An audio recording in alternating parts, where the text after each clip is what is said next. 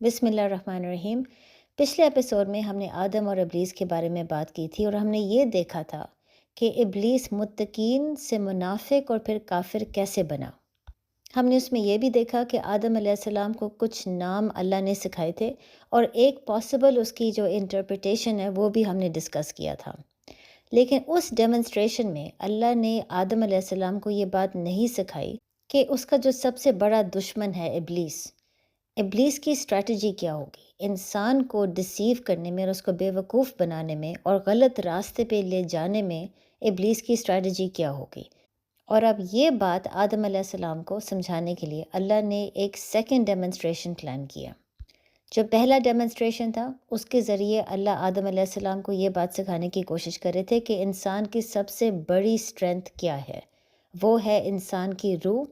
جس کے ذریعے ہم میں سے ہر انسان کے اندر ایک پوٹینشل ہے، قابلیت ہے، ہمت ہے، طاقت ہے، انٹلیکٹ ہے، اور ان تمام چیزوں کا استعمال کر کے ہم حکمت حاصل کر سکتے ہیں۔ جتنا ہمارے پاس حکمت ہوگی اتنا ہی شیطان کے لیے ہمیں بے وقوف بنانا مشکل ہو جائے گا۔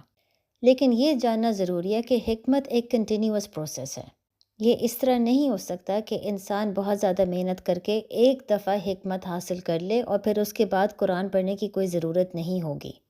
جس دن انسان قرآن سے دور ہو جائے گا، وہ ڈسٹریکٹ ہونا شروع ہو جائے گا اپنی دنیاوی ایکٹیویٹیز کی وجہ سے،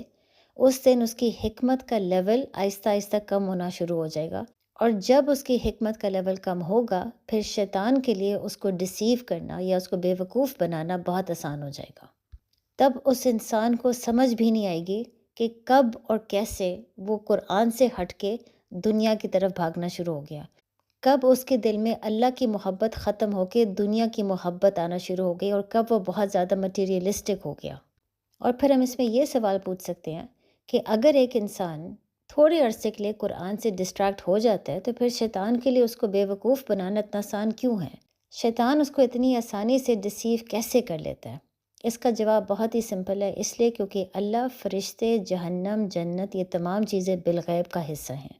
انسان ان کو نہیں دیکھ سکتا، لیکن انسان دنیا کو ضرور دیکھ سکتا ہے۔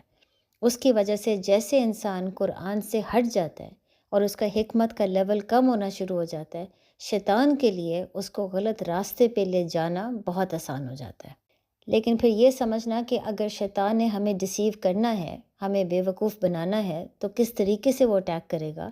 یہ سمجھانے کے لیے اللہ نے ایک سیکنڈ ڈیمونسٹریشن تیار کیا ہے تاکہ انسان اپنے دشمن کو اچھے طریقے سے سمجھ لے۔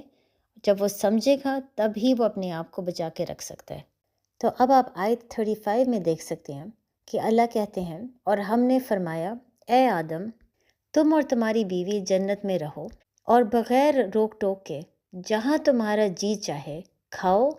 البتہ اس درخت کے قریب نہ جانا ورنہ حد سے بڑھنے والوں میں شامل ہو جاؤ گے۔ پھر شیطان نے دونوں کو وہاں سے پھسلا دیا اور جس عیش میں وہ تھے اس سے ان کو نکال دیا۔ تب ہم نے حکم دیا کہ چلے جاؤ، تم ایک دوسرے کے دشمن ہو اور تمہارے لیے زمین میں ایک وقت تک ٹھکانہ مقرر کر دیا گیا ہے۔ پھر آدم نے اپنے رب سے کچھ کلمات سیکھ لیے اور پھر اللہ نے اس کی توبہ قبول کر لی۔ بے شک وہی بہت توبہ قبول کرنے والا بڑا مہربان ہے۔ ہم نے فرمایا تم سب جنت سے اتر جاؤ، پھر اگر تمہارے پاس میری طرف سے کوئی ہدایت آئے تو جو میری ہدایت کی پیروی کرے گا انہیں نہ کوئی خوف ہوگا اور نہ ہی وہ غمگین ہوں گے، اور وہ جو کفر کریں گے اور میری آیتوں کو جھٹلائیں گے وہ دوزخ والے ہوں گے، وہ ہمیشہ اسی میں رہیں گے۔ اب آپ اس میں یہ دیکھ سکتے ہیں کہ یہ دوسرے ڈیمونسٹریشن میں آدم علیہ السلام اور ان کی بیوی کو یہ کہا گیا تھا کہ جنت میں وہ جہاں جانا چاہتے ہیں وہ جائیں، وہ جو کھانا چاہتے ہیں وہ کھا سکتے ہیں، خالی ایک ریسٹرکشن تھی۔ تمام درختوں میں خالی ایک درخت تھا جس پر ان کو کہا گیا تھا کہ اس درخت کے قریب نہ جاؤ۔ اب ظاہر ہے سب سے پہلا تو یہ سوال ہو سکتا ہے کہ اگر وہ جنت میں تھے تو جنت میں ہر چیز پاک ہوتی ہے، صاف ہوتی ہے، جنت جیسی جگہ میں ایک حرام درخت کیسے ہو سکتا ہے؟ اس میں ایک حرام چیز ڈالنے سے اللہ یہ واضح کرنا چاہ رہا تھا آدم علیہ السلام کو کہ ابلیس کا کام ہی یہی ہے کہ جو چیز حرام ہے ابلیس نے انسان کو اسی چیز کی طرف لے کر جانا ہے۔ اگر اس باغ میں، اگر اس جنت میں ہر چیز پاک ہوتی، ہر چیز کی اجازت ہوتی، تو پھر ابلیس کا کوئی رول نہ ہوتا۔ بلکہ اس سے ہم یہ بھی بات سمجھ سکتے ہیں کہ یہ جو جنت ہے یہ جنت الفردوس کا ذکر نہیں ہو رہا، کیونکہ جنت الفردوس میں تو ہم جانتے ہیں کہ ہر چیز پاک ہے۔ یہ سمپلی ایک جنہ ہے، اور عربی میں جنہ کا مطلب ہے باغ، مطلب یہ ایک بہت خوبصورت گارڈن ہے جس کو اللہ نے اس ٹیسٹ کے لیے تیار کیا ہے۔ تو ظاہر ہے کیونکہ یہ ٹیسٹ کے لیے بنا ہے تو اس باغ میں اچھی چیزیں بھی ہو سکتی ہیں اور حرام چیزیں بھی ہو سکتی ہیں۔ اور پھر جیسے کہ اللہ ایکسپیکٹ کر رہے تھے، ابلیس کی وسوسوں کی وجہ سے آدم علیہ السلام اور ان کی بیوی اللہ کے حکم کو بھول گئے، اور وہ اسی درخت کے قریب چلے گئے جس پہ اللہ نے ان کو منع کیا تھا۔ لیکن جیسے کہ میں نے کہا، یہ چیز اللہ پہلے سے ایکسپیکٹ کر رہے تھے، کیونکہ اللہ جانتے تھے کہ جب آدم علیہ السلام اپنے دشمن کو جانتا ہی نہیں ہے، جب وہ ابھی تک ابلیس کی اسٹریٹجی کو سمجھتا ہی نہیں ہے، تو پھر اس کے لیے اپنے آپ کو بچانا بہت مشکل ہے۔ اللہ جانتے تھے کہ اس ٹیسٹ میں آدم علیہ السلام اور ان کی بیوی فیل ہوں گے۔ وہ جانتے تھے کہ ان کے لیے پاس ہونا ناممکن ہے۔ یہ ڈیمنسٹریشن اور یہ ٹیسٹ صرف اس لیے تیار کیا گیا تھا کہ جب وہ فیل ہوں گے تب انہیں کم از کم یہ ضرور سمجھ آئے گی کہ ابلیس کی اسٹریٹجی کیا ہوگی، ابلیس کے وصف سے کس چیز کو کہتے ہیں۔ اب یہاں پر جب آپ آدم علیہ السلام اور ابلیس کا قصہ پڑھیں گے تو اسلام اور کرسچینٹی میں بہت سے فرق ہیں۔ عیسائی یہ بلیو کرتے ہیں کہ جو بھی غلطی آدم علیہ السلام سے ہوئی وہ ان کی بیوی کی وجہ سے ہوئی۔ وہ یہ بلیو کرتے ہیں کہ ان کی بیوی نے ان کو انکریج کیا کہ ان کو اس حرام درخت کے پاس جانا چاہیے۔ اس کی وجہ سے وہ یہ کہتے ہیں کہ بیوی کا کیونکہ قصور تھا، اللہ نے تمام عورتوں کو سزا دی، اور وہ سزا یہ ہے کہ اسی وجہ سے عورت کے لیے بچہ پیدا کرنا بہت ہی مشکل، بہت پینفل پروسیس ہے۔ ساتھ وہ یہ بھی بلیو کرتے ہیں کہ اللہ نے اسی وجہ سے مرد کو فزیکلی زیادہ اسٹرانگ رکھا ہے اور عورت کو فزیکلی زیادہ کمزور بنایا ہے سزا کے طور پہ۔ ساتھ عیسائی یہ بھی بلیو کرتے ہیں کہ کیونکہ آدم علیہ السلام کا بھی اس میں قصور تھا، انہوں نے اپنی بیوی کی بات کیوں سنی، اس کی وجہ سے اللہ نے آدم علیہ السلام کو اور تمام مردوں کو یہ سزا دی ہے کہ مردوں کے لیے دنیا میں نوکری کرنا، کام کرنا، پیسہ کمانا، رزق کمانا بہت مشکل ہے۔ تو اس سے آپ کو یہ سمجھ آتی ہے کہ کرسچینٹی میں ان کا ایمان یہ ہے کہ جو بھی غلطی ہوئی اس میں آدم علیہ السلام کی جو بیوی ہے ان کا قصور تھا، لیکن آدم علیہ السلام کا بھی قصور تھا، اور اس کی وجہ سے اللہ نے تمام عورتوں کو اور تمام مردوں کو ایک پنشمنٹ دی ہے، ایک سزا دی ہے۔ اور یہی وجہ ہے کہ وہ یہ بھی بلیو کرتے ہیں کہ آدم علیہ السلام اور ان کی بیوی کی غلطی کی وجہ سے ہر بچہ اس اوریجنل سن سے پیدا ہوتا ہے، جس کا مطلب ہے ہر بچہ پیدا ہوتے ہی گنہگار ہے، اور اس کی فطرت توحید کی طرف نہیں بلکہ گناہ کی طرف ہے۔ اس کے بدلے میں آپ قرآن میں دیکھ سکتے ہیں کہ اللہ آیت نمبر 36 میں ایک چیز کو بہت واضح کر رہے ہیں کہ قصور آدم علیہ السلام کی بیوی کا نہیں تھا، قصور ابلیس کا تھا۔ ابلیس کے وسوسوں کی وجہ سے آدم علیہ السلام اور ان کی بیوی دونوں اللہ کا حکم بھول گئے تھے، جس کی وجہ سے وہ اسی حرام درخت کے قریب چلے گئے۔ ساتھ ہی اللہ ہمیں یہ بھی سمجھا رہے ہیں کہ آدم علیہ السلام کو چند کلمات اللہ نے سکھائے جس کے ذریعے اللہ نے آدم علیہ السلام کو معاف کر دیا، اور بلکہ معاف کرنے کے بعد اللہ کا وعدہ تھا کہ اللہ بنی آدم کو ضرور ہدایت دے گا، اور ان میں سے جو اللہ کی ہدایت پر عمل کریں گے وہ لازماً اس دنیا میں اور آخرت میں کامیاب ہوں گے۔ اب کیونکہ اللہ ہمیں سمجھا رہے ہیں کہ اللہ نے آدم علیہ السلام کو معاف کر دیا، اس سے یہ چیز صاف ظاہر ہوتی ہے کہ اللہ نے پھر آدم علیہ السلام اور ان کی بیوی کو کسی قسم کی سزا نہیں دی، نہ ہی اللہ نے تمام مردوں کو اور تمام عورتوں کو کسی قسم کی سزا دی ہے۔ بلکہ یہ تو پورا کانسیپٹ ہی اسلام کے خلاف ہے، کیونکہ اسلام میں اللہ نے ایک چیز واضح کی ہے، اور وہ یہ ہے کہ اللہ کسی ایک انسان کو کسی دوسرے انسان کی غلطی کی وجہ سے سزا نہیں دے گا۔ تو پھر یہ کیسے ہو سکتا ہے کہ اللہ نے تمام لوگوں کو، تمام مرد اور عورتوں کو ایک سزا دی ہے جبکہ ان کا کوئی قصور ہی نہیں تھا؟ اگر غلطی آدم علیہ السلام اور ان کی بیوی سے ہوئی ہے تو پھر اللہ آدم علیہ السلام اور ان کی بیوی کو ہی پوچھے گا، بجائے اس کے کہ اللہ تمام مرد اور تمام عورتوں کو سزا دینا شروع ہو جائے۔ اور جیسے کہ میں نے اس سے پہلے بھی یہ بات سمجھائی تھی کہ اللہ نے یہ چیز واضح کر دیا کہ ہر بچہ اپنی فطرت کے مطابق توحید پر ہی پیدا ہوتا ہے، کوئی بھی بچہ گنہگار پیدا نہیں ہوتا۔ ساتھ ہم یہ بھی دیکھ سکتے ہیں کہ عیسائی یہ بھی بلیو کرتے ہیں کہ آدم علیہ السلام اور ان کی بیوی کو اللہ نے جنت سے نکال کے زمین میں ڈالا کیونکہ یہ ان کی سزا تھی۔ اگر آدم علیہ السلام یہ غلطی نہ کرتے تو تمام انسان اس وقت جنت میں ہوتے، کوئی انسان نیچے دنیا میں نہ ہوتا۔ یہ چیز بھی اسلام کے خلاف ہے، کیونکہ اسلام میں اللہ نے واضح کر دیا ہے آیت نمبر 30 میں کہ اللہ نے آدم علیہ السلام کو زمین کے لیے ایک خلیفہ بنایا، اس دنیا کے لیے ایک خلیفہ بنایا۔ خلافت آسمان میں جنت میں نہیں ہو سکتی۔ تو اللہ نے شروع میں ہی یہ تمام ڈیمونسٹریشن سے پہلے ہی ایک چیز واضح کر دیا تھا کہ آدم علیہ السلام اور ان کی بیوی تمام انسان دنیا میں ہی جائیں گے، نیچے ہی جائیں گے، وہ جنت میں نہیں رہ سکتے، کیونکہ جنت میں تو انسان خلیفہ نہیں بن سکتا۔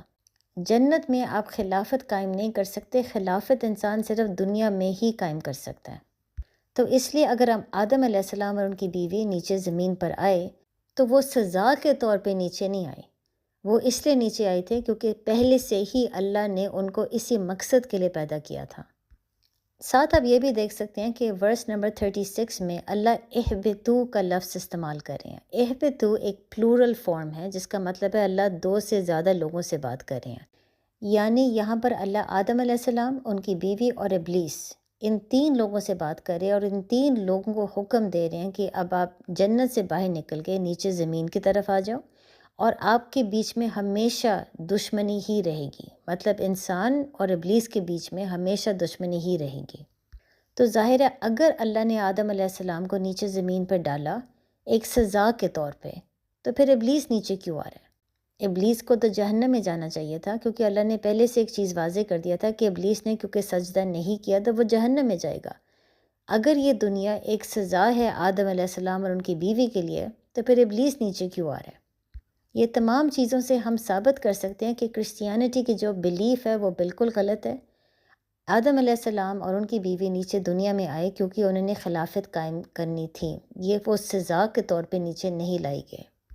ساتھ ہی آپ یہ بھی دیکھ سکتے ہیں کہ آیت نمبر 37 میں اللہ ہمیں سمجھا رہے ہیں کہ اللہ نے آدم علیہ السلام کو کچھ چند کلمات سکھائے تھے، جس کے بعد اللہ نے پھر آدم علیہ السلام کی توبہ قبول کر کے ان کو معاف کر دیا۔ اب اس میں ہم ایک سوال پوچھ سکتے ہیں کہ اللہ نے جب خود آدم علیہ السلام کو ایک دعا سکھائی تو پھر ظاہر ہے اللہ نے ان کو معاف تو کرنا ہی تھا۔ وہ دعا پڑھنے کے بعد اللہ ہمیں یہ کیوں بتا رہے ہیں کہ پھر اللہ نے ان کی توبہ قبول کی؟ توبہ قبول کرنا obvious نہیں تھا جب اللہ نے خود ہی ان کو وہ دعا سکھائی تھی؟ اس سے ہم یہ چیز سیکھ سکتے ہیں کہ توبہ ایک پروسیس ہے۔ توبہ صرف ایک دعا کو نہیں کہتے۔ اگر ایک انسان نے کوئی غلطی کیا تو خالی اللہ سے دعا مانگنا کہ اللہ مجھے معاف کر دے، اس کو توبہ نہیں کہتے۔ توبہ کا مطلب ہے دعا مانگنا، اب اپنے دل کے اندر گلٹ کو محسوس کرنا، ایک ریگریٹ کو محسوس کرنا کہ یہ میں نے غلطی کیوں کی، اور پھر اللہ کی راہ میں جہاد کرنا تاکہ آپ اللہ کو یہ چیز ثابت کرو کہ آپ واقعی ایک اچھے انسان اب بننے کی کوشش کرو گے۔ اس کی وجہ سے آپ یہ دیکھ سکتے ہیں کہ آدم علیہ السلام نے وہ دعا ضرور پڑھی جو دعا اللہ نے ان کو سکھائی تھی، لیکن اس کی بنیاد پہ اللہ نے ان کی توبہ قبول نہیں کی۔ اللہ نے ان کی توبہ اس لیے قبول کی کیونکہ انہوں نے دعا مانگی، ان کے اندر گلٹ تھا، اور پھر ان کے اندر ریگریٹ کی وجہ سے ایک بہتر انسان بننے کی انہوں نے کوشش کی۔ ان تمام چیزوں کی وجہ سے اللہ نے پھر ان کی توبہ قبول کی۔ تو اس لیے آپ کو اس آیت کے ذریعے یہ بات سمجھ آ جاتی ہے کہ توبہ ایک پروسیس کو کہتے ہیں، صرف دعا مانگنا کافی نہیں ہوتا۔ اچھا، اس کے بعد آپ دیکھ سکتے ہیں کہ جب اللہ نے آدم علیہ السلام کو معاف کر دیا تو پھر اللہ نے ان سے وعدہ کیا کہ وہ بنی آدم کو ہدایت ضرور دیں گے، اور اس میں سے جو بھی اللہ کی ہدایت پر عمل کرے گا وہ کامیاب ضرور ہوگا۔ خاص طور پہ اللہ یہ کہہ رہے ہیں کہ جو اللہ کی ہدایت پر عمل کرے گا اس کے اندر نہ خوف ہوگا نہ ہی وہ غمگین ہوگا۔ اب اس کا کیا مطلب ہے؟ خوف تبھی ہوتا ہے جب انسان فیوچر کے بارے میں سوچتا ہے، اور غمگین انسان تب ہوتا ہے جب وہ پاسٹ کے بارے میں سوچتا ہے۔ جو انسان ہدایت پر ہوگا اس کے اندر نہ تو خوف ہوگا نہ وہ غمگین ہوگا، کیونکہ اس کے اندر توکل بہت ہوگا۔ وہ فیوچر سے نہیں گھبرائے گا، نہیں ڈرے گا، کیونکہ وہ جانتا ہے کہ اگر فیوچر میں اللہ نے میرے لیے کوئی امتحان رکھا بھی ہے تو اس میں کوئی فکر کرنے والی بات نہیں ہے، کیونکہ اگر امتحان ہے تو اللہ مجھے اس امتحان سے ضرور نکالے گا۔ اللہ نے اس سے پہلے بھی مجھے ہمیشہ امتحانوں سے نکالا ہے، اللہ مجھے اس کے بعد بھی امتحان سے نکالے گا، تو ڈرنے والی کیا بات ہے؟ ساتھ ہی اس انسان کے اندر وہ کبھی غمگین نہیں ہوگا، کیونکہ جو بھی اس کے ساتھ پہلے پاسٹ میں ہو چکا ہے، جو بھی امتحان، پریشانیاں، جو بھی ٹراماز اس کے ساتھ ہو چکی ہیں، وہ ہمیشہ اس کے اندر ایک یقین ہے کہ ان تمام چیزوں کی وجہ سے میں ایک بہتر انسان بن گیا ہوں، ان تمام چیزوں میں خیر تھی، ان تمام چیزوں کی وجہ سے مجھے یہ سمجھ آئی ہے کہ میرے اندر قابلیت کتنی زیادہ ہے۔ تو اس لیے اللہ سمجھا رہے ہیں کہ جو انسان ہدایت پر ہوگا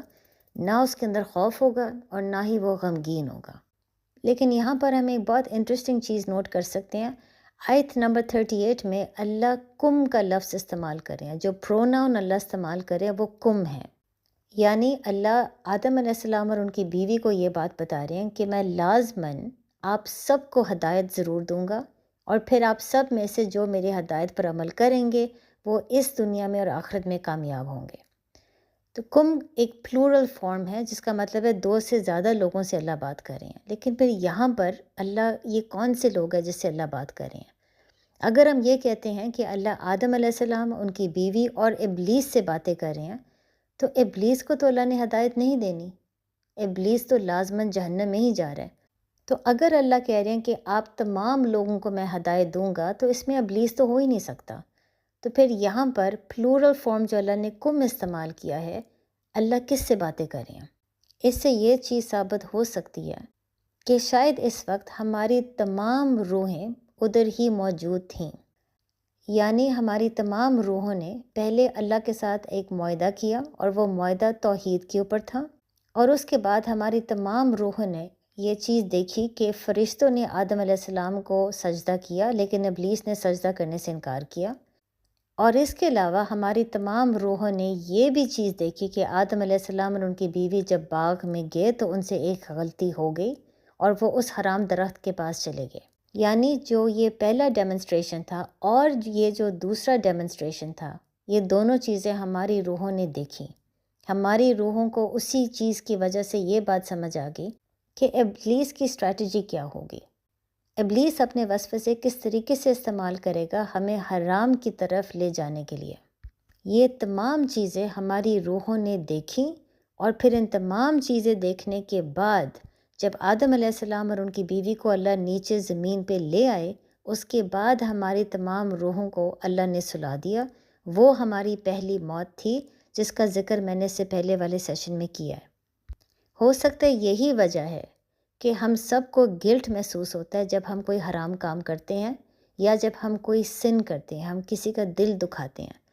ایک ایسی فیلنگ ہوتی ہے کہ ہم سے کوئی غلطی ہو گئی ہے اور ہمارا رب اب ہم سے ناراض ہے۔ یہی شاید وجہ ہے کہ گلٹ ایک یونیورسل کانسیپٹ ہے۔ آپ کو گلٹ سیکھنے کی ضرورت نہیں ہے، ہر انسان کو آٹومیٹکلی گلٹ والی فیلنگ ہو جاتی ہے۔ اس لیے یہ پاسبل ہے کہ کیونکہ ہماری روحوں نے اس وقت دیکھا تھا کہ آدم علیہ السلام اور ان کی بیوی سے غلطی کیا ہوئی اور کس طریقے سے ہوئی،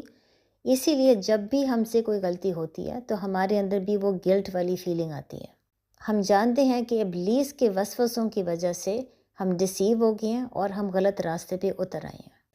اب اس پورے اگزامپل میں جہاں پر اللہ نے ہمیں آدم اور ابلیس کے سٹوری میں یہ دکھا دیا ہے کہ ایک جن کس طریقے سے متقین سے منافق سے کافر ہو گیا، اب اللہ ہمیں اسی صورت میں ایک دوسری مثال دینے والے ہیں۔ پہلی مثال جنت میں ہوئی تھی، وہ تمام چیزیں آدم اور ابلیس کے بیچ میں جو بھی قصہ تھا وہ اوپر جنت میں ہوا تھا۔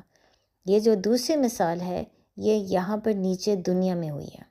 تو اس لیے آپ دیکھ سکتے ہیں کہ اب اچانک سورہ بقرہ شفٹ کرتی ہے اور خاص طور پہ ایک امت، ایک قوم کے بارے میں بات کرنا شروع ہو جاتی ہے، اور وہ کون سی قوم ہے؟ یا بنی اسرائیل۔ تو اس لیے آپ آیت نمبر 40 میں دیکھ سکتے ہیں کہ اللہ کہہ رہی ہیں، یا بنی اسرائیل میرے وہ احسان یاد کرو جو میں نے تم پر کیے تھے، اور اس اقرار کو پورا کرو جو تم نے مجھ سے کیا تھا۔ پھر میں اس اقرار کو پورا کروں گا جو میں نے تم سے کیا تھا، اور صرف مجھ سے ہی ڈرتے رہو، اور ایمان لے آؤ اس کتاب پر جو میں نے اتاری ہے، وہ تمہارے پاس موجود کتاب کی تصدیق کرتی ہے، اور سب سے پہلے اس کا انکار کرنے والے نہ بنو، اور میری آیتوں کے بدلے تھوڑی قیمت نہ وصول کرو، اور مجھ ہی سے ڈرو، اور حق کو باطل کے ساتھ نہ ملاؤ، اور جان بوجھ کر حق کو نہ چھپاؤ، اور نماز قائم کرو، زکوٰۃ ادا کرو، اور رکوع کرنے والوں کے ساتھ رکوع کرو۔ کیا تم لوگوں کو بھلائی کا حکم دیتے ہو اور اپنے آپ کو ہی بھول جاتے ہو؟ حالانکہ تم کتاب پڑھتے ہو، کیا تمہیں عقل نہیں؟ اب یہاں پر پہلے تو یہ بات سمجھنا بہت ضروری ہے کہ بنی اسرائیل کس کو کہتے ہیں۔ بنی اسرائیل یعقوب علیہ السلام کی اولاد کو کہتے ہیں۔ یعقوب علیہ السلام اللہ کے ایک پیغمبر تھے۔ ان کو جو لقب دیا گیا تھا وہ تھا اسرائیل، جس کا مطلب ہے اللہ کا سولجر یا اللہ کا واریر، ایک انسان جو اللہ کی راہ میں ہمیشہ جنگ کرنے کے لیے تیار ہوتا ہے۔ اب کیونکہ یہودی اور عیسائی دونوں یعقوب علیہ السلام کی اولاد میں سے ہیں، اس لیے دونوں کو ہی بنی اسرائیل کہا جاتا ہے۔ بنی اسرائیل، اس میں کوئی شک نہیں، ایک ایسی قوم تھی جس کو اللہ نے بہت سے نعمتیں عطا فرمائی تھی۔ وہ ایک امت بھی بن گئی تھی۔ اللہ نے ان کو بہت سے نبی اور رسول بھی بھیجے تھے، بہت سی کتابیں بھی ان کو بھیجی تھیں۔ یعنی آپ یہ دیکھ سکتے ہیں کہ جیسے اللہ نے آدم علیہ السلام سے وعدہ کیا تھا کہ وہ بنی آدم کو لازماً ہدایت بھیجیں گے اور جو ان کی ہدایت پر عمل کرے گا وہ لازماً کامیاب ہو جائے گا، اسی لیے اللہ نے اس وعدے کے مطابق بنی اسرائیل کو واقعی ہدایت دی تھی۔ ان کے پاس نبی بھی بہت آئے تھے، شریعت بھی تھی، کتابیں بھی اللہ نے ان کو بھیجی تھی، اور یہ وہ تمام چیزیں جن کا اللہ آیت نمبر 40 میں ذکر کر رہے ہیں، جب اللہ کہتے ہیں کہ اس اقرار کو پورا کرو جو تم نے میرے ساتھ کیا تھا۔ یعنی بنی اسرائیل نے ایک معاہدہ کیا تھا اللہ کے ساتھ، اور اس معاہدے کے بیسس پہ ان کو امت کا سٹیٹس دیا گیا تھا اور ان کو ایک شریعت بھی دی گئی تھی۔ تو اسی وجہ سے ان کو یہ کہا جا رہا تھا کہ اس اقرار کو پورا کرو جو تم نے میرے ساتھ کیا تھا، اور پھر میں اس اقرار کو پورا کروں گا جو میں نے تمہارے ساتھ کیا تھا۔ اور وہ کون سا اقرار ہے؟ وہ یہ ہے کہ اگر وہ اللہ کے معاہدے کے مطابق ہدایت حاصل کریں گے اور ایک امت کا سٹیٹس کے مطابق لیڈرز بنیں گے، اسلام کو پھیلائیں گے، ہدایت اور حق پہ رہیں گے، تو اللہ بھی ان کو اس دنیا میں اور آخرت میں کامیاب کرے گا۔ لیکن ہم اس میں یہ سوال پوچھ سکتے ہیں کہ اللہ نے یہودیوں کے بارے میں قرآن کے شروع میں اتنا ذکر کیوں کیا؟ اللہ شروع میں ہی بنی اسرائیل کو ایڈریس کیوں کر رہا ہے جبکہ اللہ نے ابھی تک مسلمانوں کو ایڈریس نہیں کیا؟ جو اللہ نے پچھلا معاہدہ پچھلے امت کے ساتھ کیا تھا، اللہ ابھی اس کا ذکر کیوں کر رہا ہے جبکہ اللہ نے جو نیا معاہدہ نئی امت کے ساتھ کیا تھا، اللہ نے ابھی تک اس کا ہی ذکر نہیں کیا؟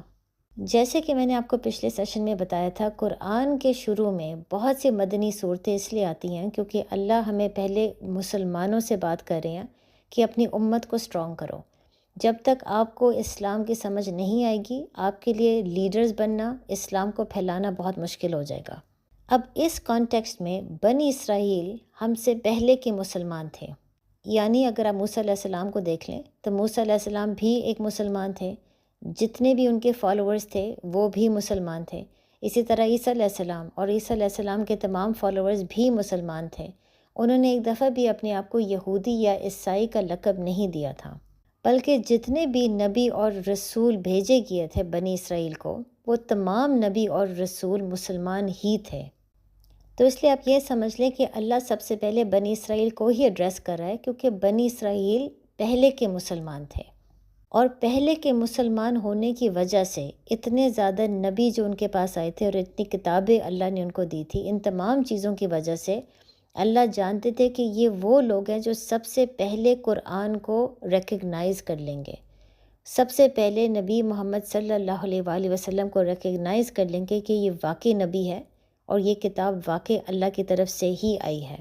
یہی بات اللہ ورس نمبر 41 میں سمجھا رہے ہیں۔ یعنی جو باقی کے عرب ہیں ان کے لیے پیغام کو سمجھنے میں ٹائم کی ضرورت ہو سکتی ہے، کیونکہ اللہ نے اس سے پہلے کبھی بھی ان کو کوئی اپنا رسول نہیں بھیجا، لیکن بنی اسرائیل کے پاس تو کوئی ایکسکیوز ہی نہیں ہے۔ جب ان کے پاس اتنی کتابیں تھیں اور اتنے رسول بھیجے گئے اور ہمیشہ پیغام ایک ہی تھا، تو ان کو اللہ یہ کہہ رہے ہیں کہ ان کے پاس تو کوئی ایکسکیوز ہی نہیں رہتا کہ ان کو یہ پیغام نہ سمجھ آئے۔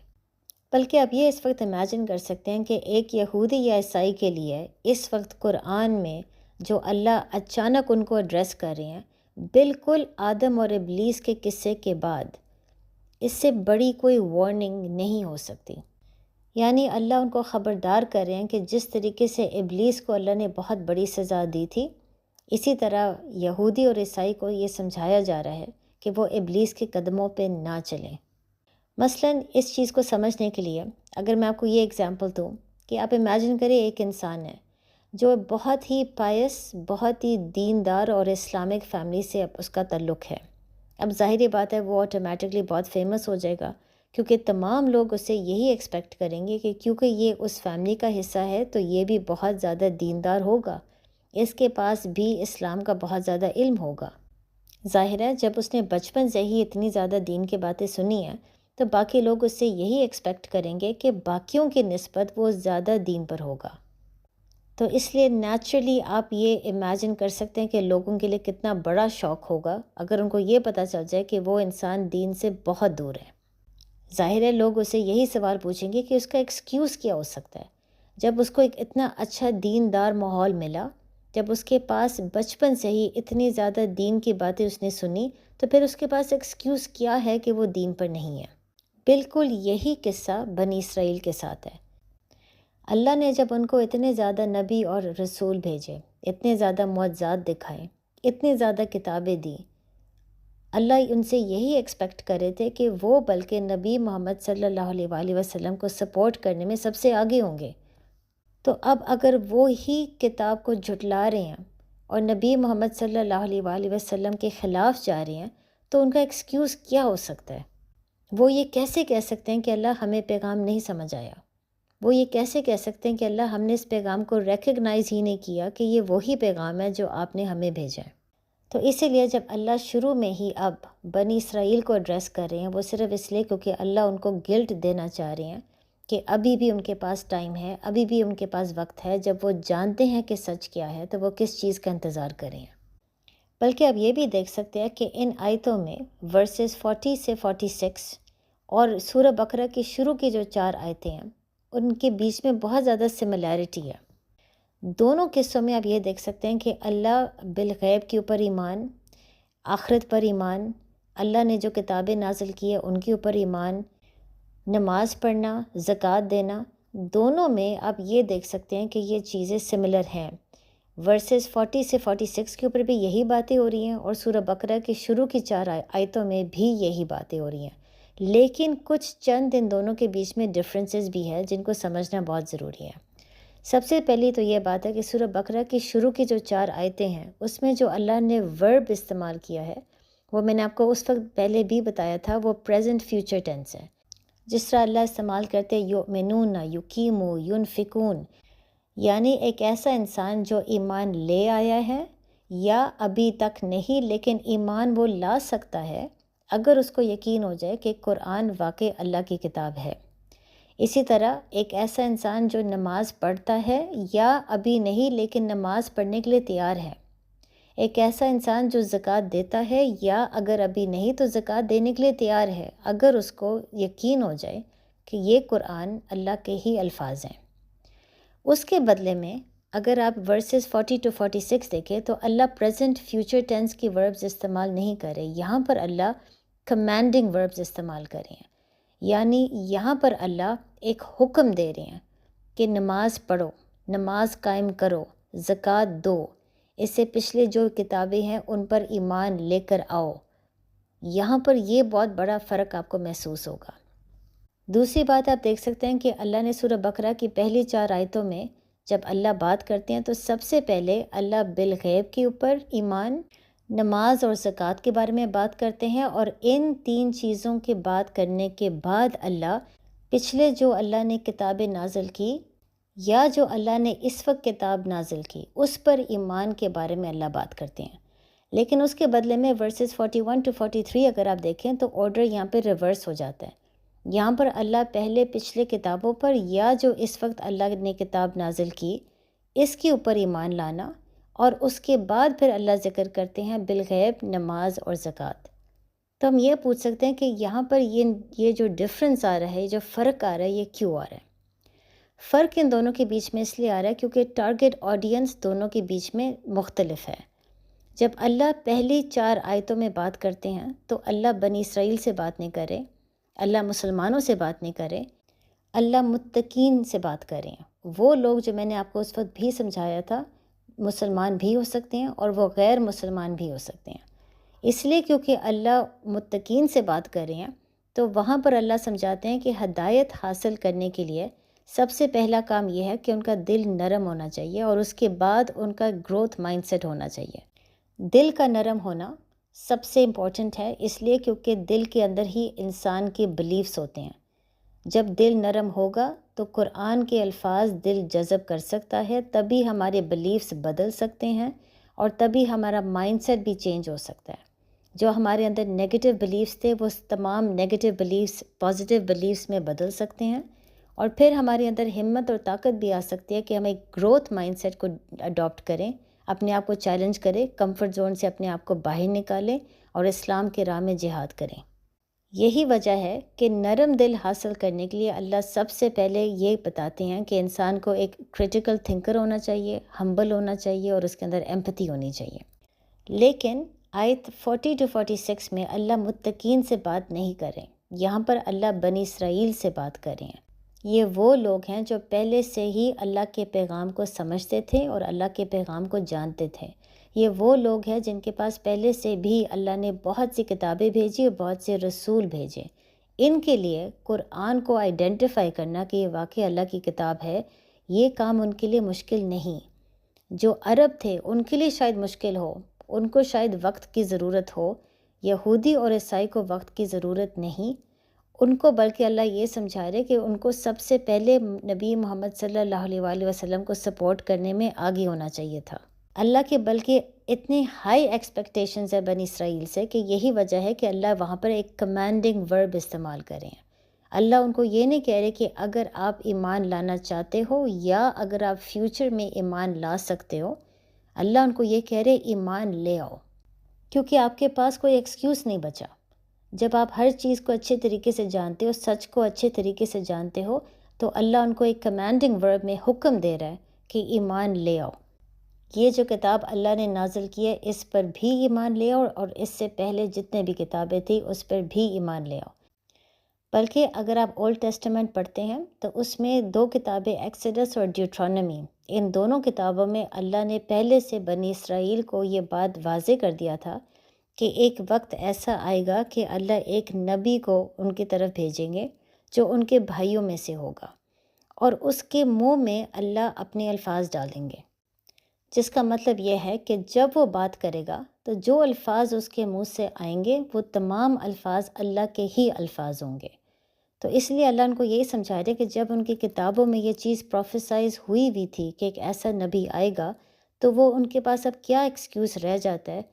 جس کے بیسس پہ وہ یہ بات کر رہے کہ ان کو ابھی تک یہ بات سمجھ ہی نہیں آئی کہ قرآن واقعی اللہ کی کتاب ہے، جس پہ وہ یہ کہہ سکتے ہیں کہ وہ ابھی بھی ان کے دل میں شک ہے. اور پھر آپ یہ بات دیکھ سکتے ہیں کہ اللہ ان کو یہ حکم دے رہے ہیں کہ قرآن پہ اور جو پچھلے کتابیں تھے ان پر ایمان لانے کے بعد اللہ ان کو یہ حکم دیتے ہیں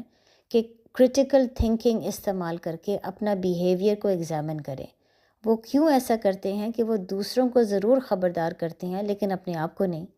وہ دوسروں کو سمجھاتے ہیں کہ سچ بولنا بہت ضروری ہے لیکن خود سچ نہیں بولتے. اور ساتھ اللہ ان کو یہ بھی حکم دے رہے ہیں کہ باقی مسلمانوں کے ساتھ جو سجدے میں جا رہے ہیں، جو رکوع میں جا رہے ہیں، یہ بھی ان کے ساتھ نماز پڑھنا شروع کریں، یہ بھی ان کے ساتھ اسلام میں داخل ہو جائیں. اللہ ان کو یہ سمجھا رہے اب یہ نہیں ہو سکتا کہ مسلمان اپنی مسجد میں نماز پڑھیں اور یہ لوگ اپنے سیناگوگس یا اپنے چرچز میں نماز پڑھیں، بلکہ یہ لوگ بھی مسلمانوں کے ساتھ شریک ہو کے مسجدوں میں جا کر نماز پڑھنا شروع کریں. تو یہاں پر بھی آپ ایک فرق دیکھ سکتے ہیں. جہاں پر سورہ بقرہ میں شروع کی 4 آیتوں میں نے آپ کو یہ بات سمجھائی تھی کہ وہاں پر جب اللہ نماز کے بارے میں بات کر رہے ہیں تو وہاں نماز سے مراد 5 وقت کی نماز نہیں ہے، کیونکہ وہاں پر اللہ متقین سے بات کر رہے ہیں، اور متقین میں مسلمان بھی ہیں لیکن غیر مسلمان بھی ہو سکتے ہیں. پھر یہی وجہ ہے کہ جب وہاں پر اللہ زکوٰۃ کے بارے میں ذکر کرتے ہیں تو زکوٰۃ سے مراد اسلام والا زکوٰۃ نہیں، زکوٰۃ سے مراد ہے ایک انسان جس کے اندر ایمپتھی ہے، وہ دوسروں کی مدد کرنا چاہتا ہے. لیکن یہاں پر آ کے کیونکہ اللہ بنی اسرائیل سے بات کر رہے ہیں، اور بنی اسرائیل وہ ہیں جو پہلے کے مسلمان تھے، جن کے پاس پہلے کا تمام علم موجود ہے، اس لیے یہاں پر آ کے اللہ جب زکوٰۃ کے بارے میں بات کرتے ہیں تو یہ اسلام کا زکوٰۃ ہے، اور جب نماز کے بارے میں بات کرتے ہیں تو یہ 5 وقت کی نماز کے بارے میں بات کر رہے ہیں، کیونکہ یہاں پر اللہ کو حکم دے رہے ہیں کہ اسلام میں داخل ہو جاؤ. باقی جو مسلمان ہیں ان کے ساتھ کھڑے ہو کے مسجدوں میں نماز پڑھو، باقی مسلمانوں کے ساتھ مل کے زکوٰۃ دینا شروع کرو. اب ان کے پاس کسی قسم کا ایکسکیوز نہیں. تو یہاں پر آ کے ہم اس ڈسکشن کو ختم کرتے ہیں اور اگلے سیشن میں انشاءاللہ کنٹینیو کریں گے. لیکن اس وقت یہ تمام جو آیتیں ہم نے پڑھی ہیں اس سے ایک چیز ضرور واضح ہے اور اس پہ ہم سب کو غور و فکر کرنا چاہیے کہ اگر اللہ پہلے مسلمانوں کے ساتھ اتنی سخت انداز میں بات کر رہے ہیں تو آپ خود سوچ سکتے ہیں کہ پھر ہمارے ساتھ اللہ کیا ایکسپیکٹ کرتے ہیں. ہمارے ساتھ اللہ کا رویہ کیا ہوگا قیامت کے دن. ہم جیسے لوگ جو اپنے آپ کو پہلے سے بھی مسلمان کہتے ہیں لیکن ہمارے لیے نماز پڑھنے کا ٹائم نہیں، ہمارے لیے قرآن کو پڑھنا، اس کو سمجھنا، ان چیزوں کے لیے ہمارے پاس ٹائم نہیں. السلام علیکم.